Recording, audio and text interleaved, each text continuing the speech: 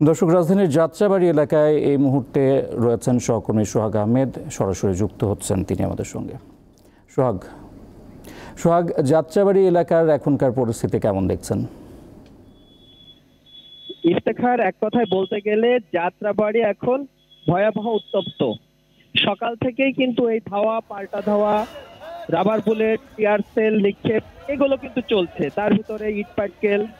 কিছুক্ষণ আগে আন্দোলনকারীরা ডেমরা রোডের যে ফ্লাইওভারের ক্যাশ কাউন্টার আছে সেটিতে কিন্তু আগুন ধরিয়ে দিয়েছে।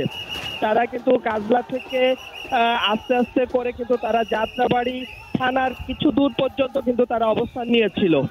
এরপরে পুলিশ, যুবলীগ, ছাত্রলীগ, আওয়ামী লীগ মিলে তাদেরকে ধাওয়া করে ছত্রছাওয়া করে দেয়। পরবর্তীতে তারা আবার সেই কাজলায় এখানে গিয়ে কিন্তু তারা বসছে।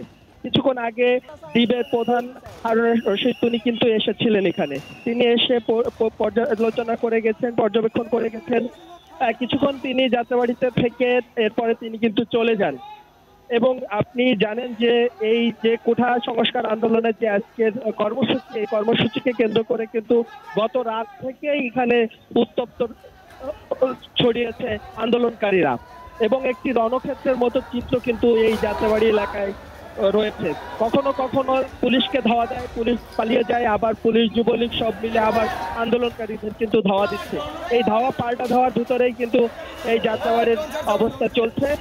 এখন সবচেয়ে বড় কথা হচ্ছে যে আন্দোলনকারীরা মূল টার্গেট নিয়েছে যাত্রাবাড়ি থানা।